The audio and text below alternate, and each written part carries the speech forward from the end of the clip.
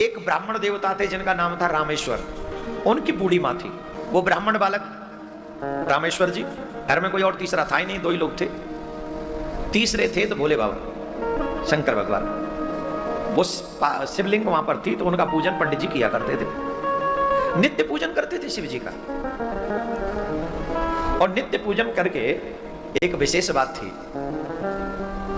अपने हाथ से ही स्नान कराते, बेलपत्र लाते, पूजन करते, घर में झाड़ू बहारू करते, सब घर में चौका भी अपने हाथ से लगाते पंडित जी।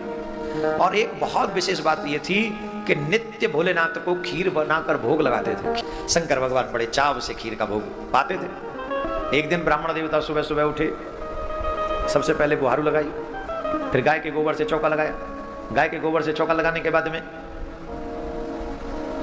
भगवान के लिए खीर बनाने लगे। इतने में उनकी बूढ़ी माँ उठकर आई और बूढ़ी माँ ने कहा, रामेश्वर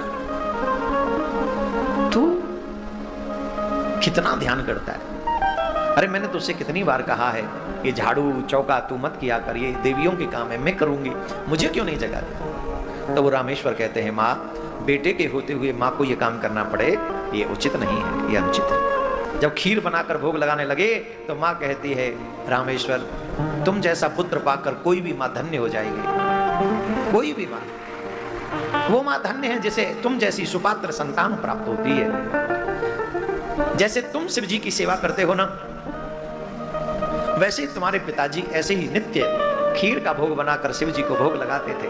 मुझे तो ऐसा लगता है जब तुम अपने पिताजी की तरह खीर बनाकर भोग लगाते हो, मुझे लगता है तुम्हारे पिता कहीं गए नहीं हैं, तुम्हारे ही रूप में आज भी यहाँ शिव की सेवा कर रहे हैं। माँ आप बैठो, मैं आपको खीर देता हूँ। नहीं पहले तू शिव जी को भोग लगा ले।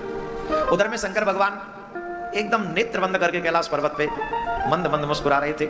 माँ पार्वती ने पूछ लिया, ऐसे क्यों मुस्कुरा रहे हो, क्या बात है? तो माँ पार्वती से बोले, पार्वती थोड़ी देर में बात करना, अभी मत करो, अभी तो बड़ा स्वाद आ रहा है, आनंद आ रहा है। तो क्या हुआ प्रभु, काहे का स्वाद ले रहे हो आप? अरे तुम्हें पता नहीं, रामेश्वर ने खीर बनाई है और रामेश्वर की खीर जब भोग आती है ना, मुझे बहुत अच्छा लगता है। ऐसी स्वादिष्ट खीर तो मैंने कभी खाई नहीं जैसा रामेश्वर बनाता। पार्वती थोड़ी देर रुक जाओ, मुझे भोग लगाने दो। रामेश्वर की बनाई हुई खीर पार्वती के साथ माँ पार्वती देख रही हैं और शंकर भगवान भोग लगा रहे हैं। माँ पार्वती कहने लगी, धन्य है करुणा कर, धन्य है भक्त वत्सल, आप कितने करुणा निधि हैं कि आप ऐसे अपने भक्तों पर कैसी दया वर्षाते हैं ना, बहुत आनंद आता। दूसरे दिन माँ पार्वती भी भोग में शामिल हो गई। प्रभु प्रसाद मुझे भी दे दिया करो। हाँ ले। तो माँ पार्वती भी जब रामेश्वर खीर का भोग लगाते हैं तो माँ पार्वती भी साथ बैठ जाती हैं और फिर भोग लगाते हैं। और दोनों भोग पा रहे थे, उसी समय नंदी, भैरव, श्रृंगी आदि जो गण थे वो भगवान के लिए, भूत भावन भोलेनाथ के लिए बेलपत्र इत्यादि सब, बेल फल होता है ना, वो सब लाकर बड़ा बड़ा सुंदर, वो जो बाबा को भोग लगता है, जो प्रिय है, वो सब लेकर, धतूरा इत्यादि लेकर शंकर भगवान से कहने लगे, प्रभु हम आपके लिए लाए, यहाँ भोग लगाओ। शंकर भगवान उधर देखे बिना ही कहने लगे, भैया उस पर्वत पे रख दो, थोड़ी देर बाद में लेंगे, उधर रख दो भी। और फिर वही भोग पाने लगे, खीर पाने लगे। आओ तो भैरव इत्यादि जो नंदी इत्यादि थे वो कहने लगे, ऐसा क्या है कि प्रभु ने हमारी तरफ देखा तक नहीं है? और व्यस्त हैं किसी में। तो नंदी ने नेत्र बंद किए तो मामला समझ में आ गया कि वो रामेश्वर खीर का भोग लगा रहा है और माताजी और पिताजी दोनों वो भोग पा रहे हैं। बोले ये ऐसा भोग लगा रहा है कि हमारी तरफ बाबा देख भी नहीं रहे। तो ये कहने लगे, भैया एक बार अगर ऐसे ही सेवा होती रही तो ये तो फिर हमें भूल ही जाएंगे, ऐसे कैसे काम चलेगा? तो तीनों चारों इकट्ठे हुए, पंडित जी का रूप बनाया, ब्राह्मण बन गए। और ब्राह्मण बनकर उस समय बाजार से सामग्री लाने के लिए गया हुआ था और बाजार में ही चारों पांचों जने ब्राह्मण बनकर पहुंच गए। अरे भैया रामेश्वर पंडित जी तुम ही हो ना? हाथ जोड़ के खड़े हो गए, आज्ञा करें महाराज, आप ही का बालक हूं।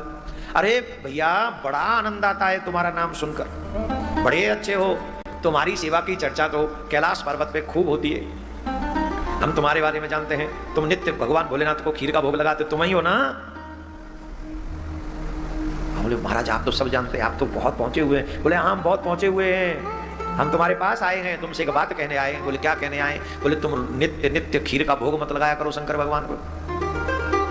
क्यों प्रभु, क्या हो गया? अरे बोले तुम समझे नहीं, तुम अकेले ही भक्त थोड़ी हो संसार में, बहुत भक्त हैं, बहुत भक्त हैं जो भगवान भोलेनाथ को भोग लगाना चाहते हैं, और तुम हो कि तुम लेके बैठ जाते हो। और फिर नित्य नित्य अगर तुम खीर का भोग लगाओगे ना तो हमको ऐसा लगता है कि शंकर भगवान अभी कहेंगे सेम टेस्ट रोज आ रहा है, कोई फर्क नहीं। अगर हफ्ते में एक बार खिलाया करोगे खीर, तो 6 दिन भगवान तुम्हारी उस खीर की प्रतीक्षा करेंगे। उससे तुम्हारा और भी आनंद बढ़ जाएगा, सम्मान बढ़ेगा, है प्रतीक्षा करेंगे ना। और इन 6 दिनों में और भक्त भी भोग लगा लिया करेंगे। तो वो बेचारे ब्राह्मण जो थे रामेश्वर, वो बड़े अच्छे थे, उनको लगा कि पंडित जी बात सही कह रहे हैं, और भक्तों को भी तो भगवान को भोग लगाना होता है, तो फिर मुझे उन भक्तों का भी ध्यान रखना ही चाहिए। ये सोचकर रामेश्वर ने निश्चय कर लिया कि अब हफ्ते में सिर्फ सोमवार को ही खीर का भोग लगा, एक दिन बस। अब वो चले गए, उनको लगा कि हो गया आनंद। अब तो वो अपना बेल पत्र, बेल धतूरा वतूरा सब लाए, लो भगवान पाओ। अब बाबा का मन नहीं लगे, न तो गुरुवार को भोग लगा, न शुक्रवार को भोग लगा, न शनिवार को, न रविवार को। शंकर भगवान सोचने लगे ये हो क्या रहा है, रामेश्वर को हो क्या गया। 1 हफ्ता गया, 2 हफ्ता गए, 3 हफ्ता गए। शंकर भगवान को लगा अवश्य कुछ न कुछ गड़बड़ हुई है, कोई न कोई लीला तो हुई है, सिर्फ सोमवार को ही आती है खीर। अब तो शंकर भगवान तो अंतर्यामी है, एक क्षण में उन्होंने नेत्र बंद किए तो पता चल गया ये जो देवता खड़े हैं, नंदी, भृंगी, भैरव, ये सब ये गण जो है इन्हीं का कौतुक किया हुआ है। जैसे ही उनको देखा तो शंकर भगवान रुष्ट हुए उन पे। किसी भी भक्त को ऐसी सेवा करने से रोकने से पहले तुमको 1000 बार सोचना चाहिए। तुम जानते भी हो मुझे रामेश्वर की खीर कितनी स्वादिष्ट लगती है, और तुमने जानबूझ के ये अपराध किया, किसी भक्त को मेरी सेवा करने से रोका। बोले हे महाराज हमको क्षमा कर दीजिए, आपने हमारी सेवा को स्वीकार नहीं किया, आपने हमारी तरफ देखा नहीं, आपका ऐसा व्यवहार हमसे बर्दाश्त नहीं हुआ, तो महाराज हमने उसे 1 हफ्ते में 1 दिन के लिए छुड़ाए, बाकी हमें सेवा दे, हम तो आपकी सेवा के बिना कुछ नहीं है। शंकर भगवान बोले नंदी ऐसा नहीं करते, मैं समान भक्तों से समान प्रेम करता हूँ, मैं किसी से कम और किसी से ज्यादा नहीं करता हूँ, सब मेरे लिए बराबर हैं। जानते हो वो बेचारा अपने जीवन पर भी उतना ध्यान नहीं देता जितना वो मेरी सेवा करने पर ध्यान देता है, ऐसे भक्त को मैं कैसे भूल जाऊं। और सुन लो नंदी, अब जब तक ये हर दिन हमें खीर का भोग नहीं लगाएगा तब तक हम कुछ खाएंगे ही नहीं, जाओ। अरे महाराज ऐसा मत करो, आज ही कुछ करके आते, सिस्टम चेंज करके आते। फिर भागे वो पंडित जी बनकर सबके सब, और फिर मिल गए रामेश्वर जी से। रामेश्वर, अरे पंडित जी आप प्रणाम प्रणाम प्रणाम। कैसे पंडित जी? साष्टांग प्रणाम किया। अरे भैया रामेश्वर, तेरा तो खीर बनाना ही सफल हो गया है। क्या खीर बनाते हो, अरे इतना स्वादिष्ट भोग लगाते हो तुम शंकर भगवान का। अब तो शंकर भगवान उदास रहने लगे, और वो कहते हैं अब हफ्ते में 1 ही दिन क्यों आती है खीर, हर दिन क्यों नहीं आती है। देखो भैया हमको तो ऐसा लगता है हर दिन खीर का भोग लगाओ तुम शिव जी को, पर और भक्त अरे बोले भगवान तो समदर्शी है, सबका भोग लगाएंगे, पर तुम तो शुरू करो। ऐसा उनको ज्ञान देकर नंदी इत्यादि चले गए, और इतना भी कहे कि थोड़ी ज्यादा खीर बनाया करो, सिर्फ शंकर भगवान को भोग थोड़ी लगता है वहां। तो बोले वहां नंदी भी है, भृंगी भी है, भैरव भी है, इतने गण है, वो भी तो प्रसाद पाएंगे थोड़ा बहुत। जी प्रभु ऐसा ही होगा।